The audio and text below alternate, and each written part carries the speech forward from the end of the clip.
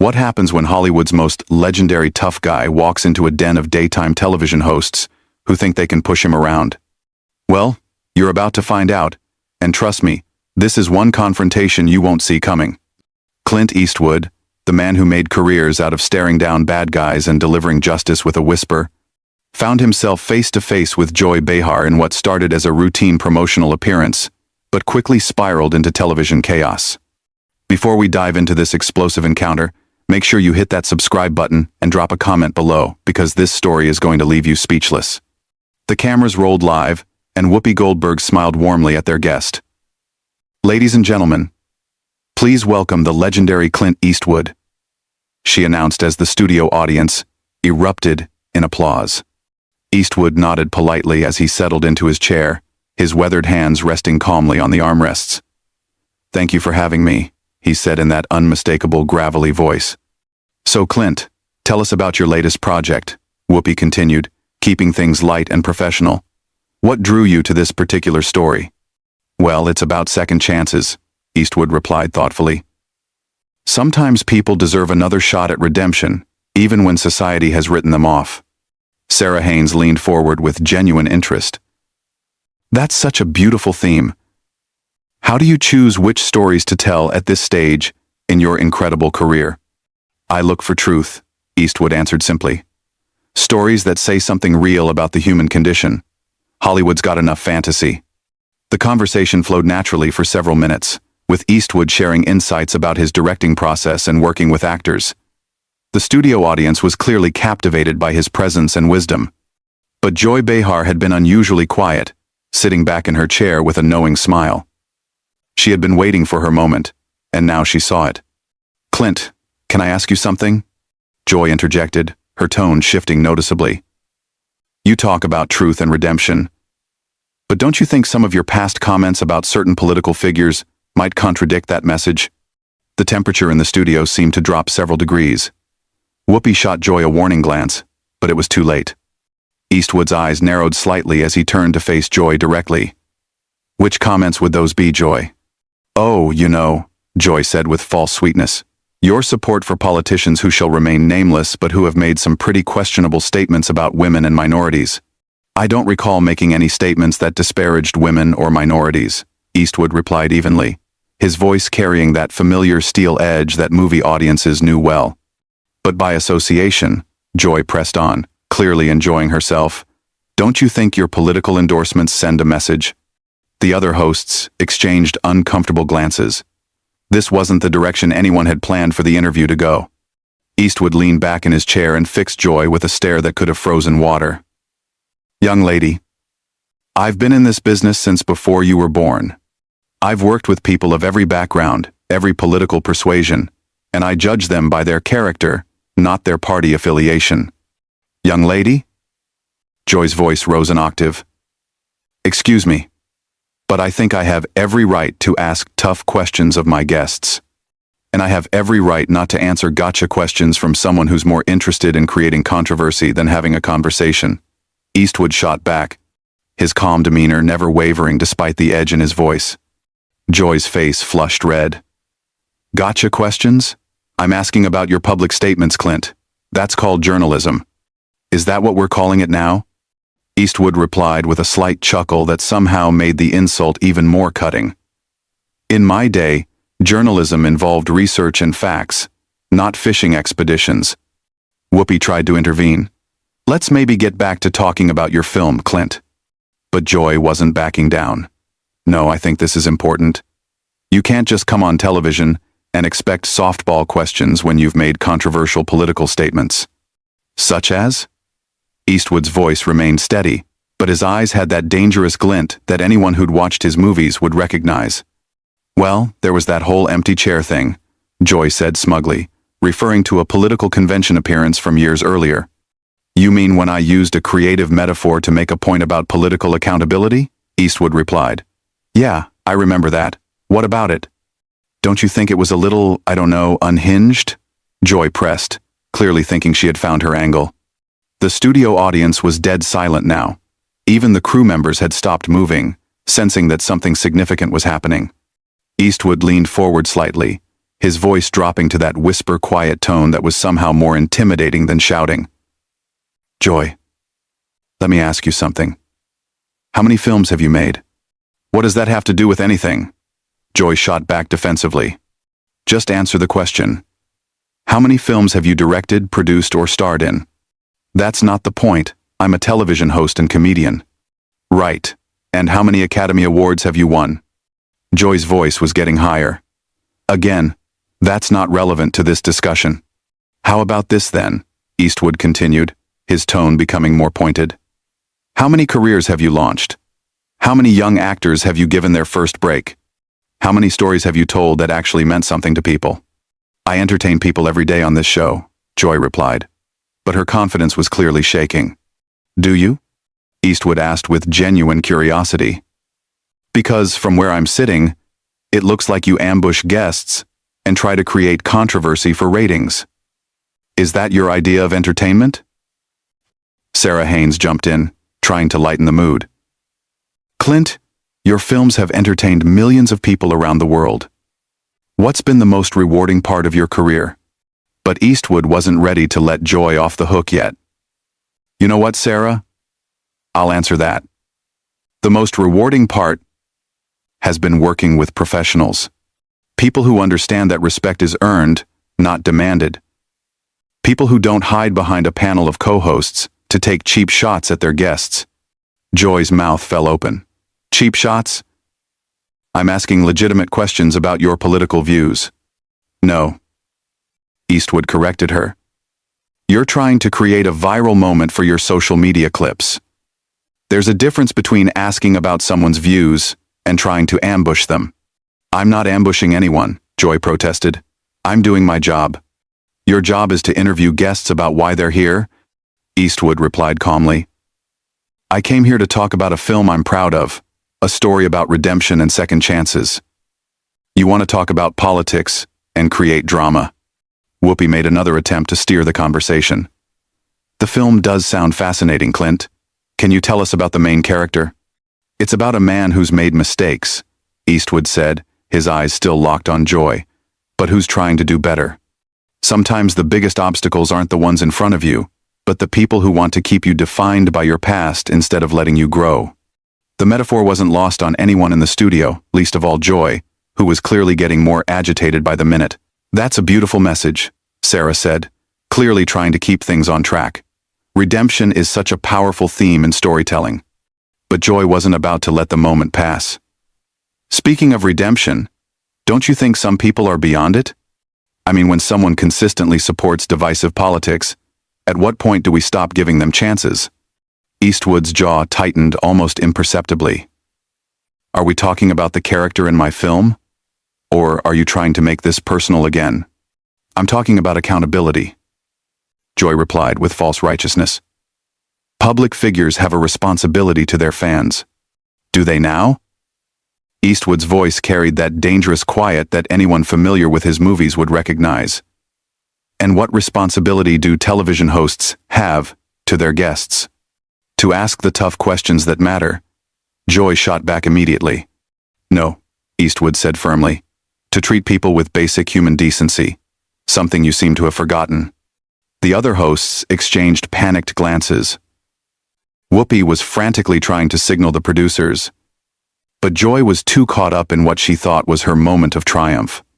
"Human decency?" Joy laughed harshly. "That's rich coming from someone who's spent decades playing violent characters and glorifying gun culture." The studio audience gasped audibly. Even by the View's standards, this was crossing a line. Eastwood sat back in his chair and studied Joy for a long moment, as if seeing her clearly for the first time. "You know what your problem is, Joy?" "Enlighten me," she replied sarcastically. "You think being loud makes you right. You think being confrontational makes you brave.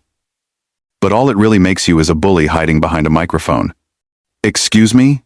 Joy's voice reached a pitch that made everyone in the studio wince. "You heard me," Eastwood continued, his voice remaining steady and controlled.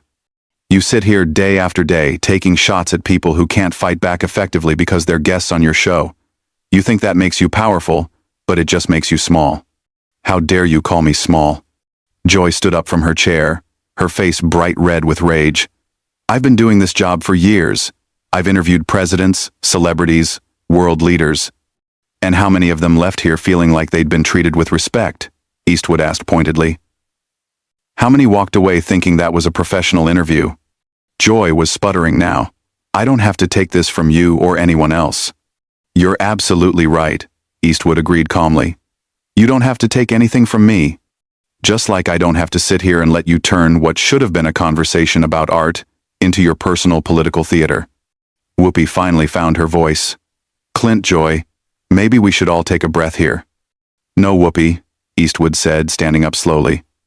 "I think Joy and I understand each other perfectly now." Joy was practically vibrating with anger. "You can't just walk out of an interview because you don't like the questions." "Watch me," Eastwood replied with that iconic squint. "I came here as a courtesy to talk about something I care about. I didn't come here to be your punching bag for the day." "This is live television," Joy protested. "You can't just leave." "Can't I?" Eastwood asked, already reaching for his microphone. "See, that's another thing you don't understand, Joy. Real power isn't about cornering someone on live television. Real power is knowing when to walk away. If you leave now, you'll look like you can't handle tough questions," Joy said desperately, sensing her moment slipping away. Eastwood paused and looked directly into the main camera. "Folks watching at home, I came here to talk about a film that means something to me. Instead, I got ambushed by someone more interested in viral clips than actual conversation. That tells you everything you need to know about the state of television today." Then he turned back to Joy. "As for handling tough questions, lady, I've been handling tough questions since before you knew what a microphone was. The difference is they were usually asked by professionals." Joy's face was now purple with rage. "You arrogant has-been. You think you can just insult me on my own show?" The words hung in the air like a slap. The studio audience was completely silent. The other hosts looked mortified, and even the crew members were staring in shock. Eastwood slowly turned back to face Joy, and for a moment, his expression was exactly like the characters he'd played in dozens of westerns, calm and dangerous, and absolutely done with the situation. "Has been," he repeated quietly. "That's interesting coming from someone whose biggest claim to fame is sitting at a table talking about other people's accomplishments." The silence that followed was deafening. You could hear a pin drop in the studio as everyone processed what Joy had just said. Eastwood's expression didn't change, but somehow the air around him seemed to crackle with energy. "Has been," he repeated slowly, as if tasting the words. "You know, Joy, in all my years in this business, I've been called a lot of things, but usually by people who had accomplished something themselves." Joy realized she had gone too far, but pride wouldn't let her back down. "I've accomplished plenty, thank you very much." "Have you?" Eastwood asked, his voice dropping to that whisper that was somehow more terrifying than screaming. "Let's see. You've managed to insult how many guests over the years? Created how many controversies? Destroyed how many interviews that could have been meaningful conversations?" "I ask the questions that need to be asked," Joy replied, but her voice was shaking now. "No," Eastwood corrected her. "You ask the questions that get you attention. There's a difference between journalism and performance art, and you seem to have forgotten which one you're supposed to be doing." Whoopi made one final desperate attempt to salvage the situation. "Clint, maybe we can start over. Joy, why don't you apologize and we can get back to discussing the film?" Joy whirled on Whoopi. "Apologize? For what? For doing my job?" "Your job," Eastwood interjected, "is supposed to be entertaining and informing your audience, not attacking your guests for sport." "I wasn't attacking you," Joy protested weakly. Eastwood laughed, and it was not a pleasant sound. "Lady, I've been in actual combat. I know what an attack looks like. The difference is, when someone attacked me in the service, at least they had the courage to do it to my face instead of hiding behind a television show format." The other hosts were now openly staring at Joy with expressions ranging from embarrassment to disgust. Sarah looked like she wanted to crawl under the table. Even the studio audience was shifting uncomfortably in their seats. "You think you're so tough," Joy said, her voice breaking slightly. "Well, let me tell you something, Mr. Eastwood.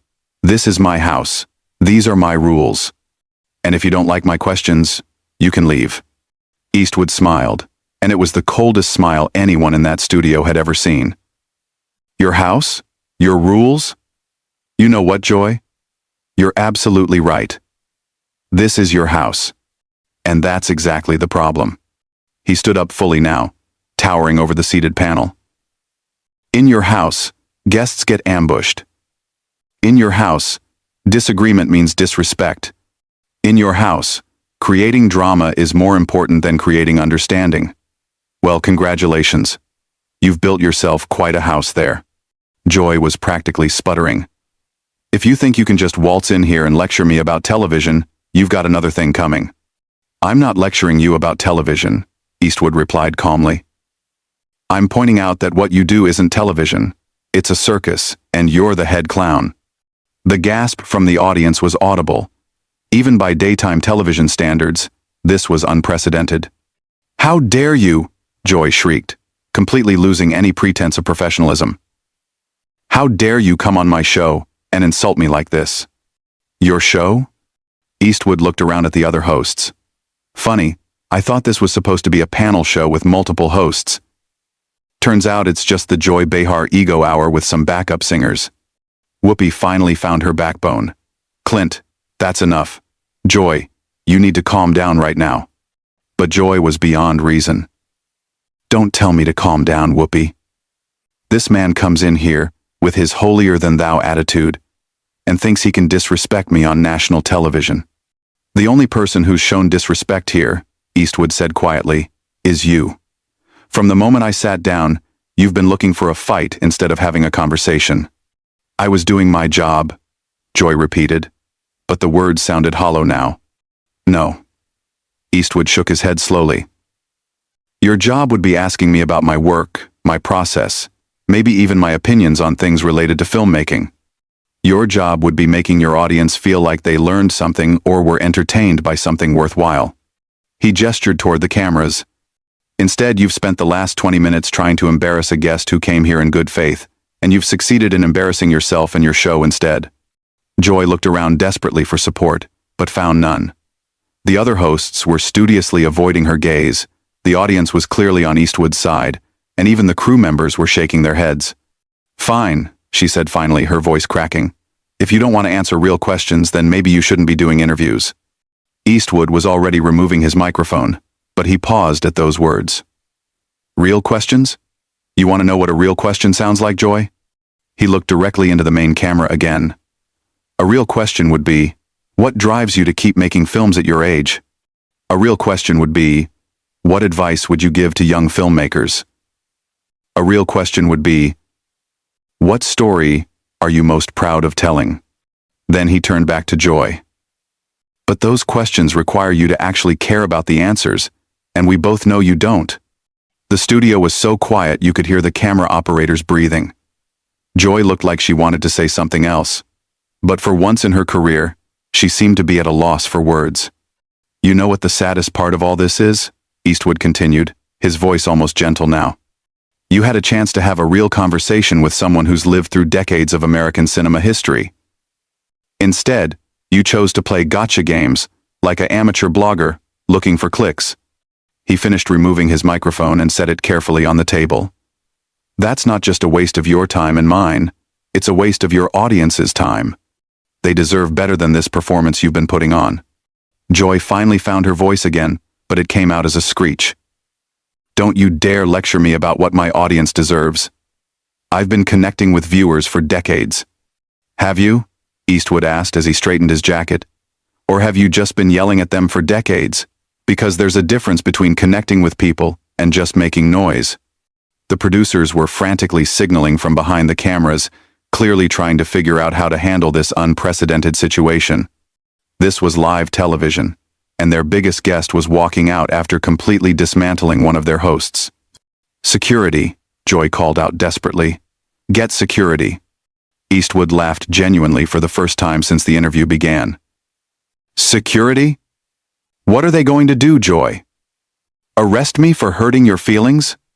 He looked around the studio one more time, taking in the stunned faces of everyone present. You know, I've been in this business for over 60 years.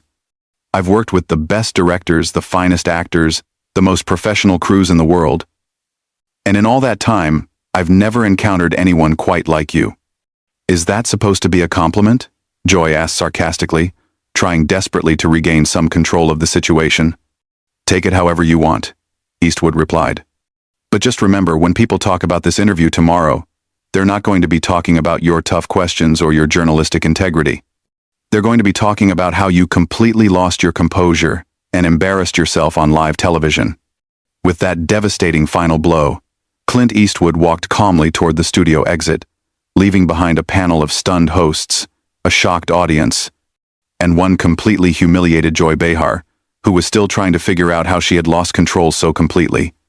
As the studio doors closed behind him, the cameras captured Joy's face, red with rage and embarrassment, while the other hosts sat in stunned silence, knowing they had just witnessed television history, but not the kind anyone would want to be remembered for.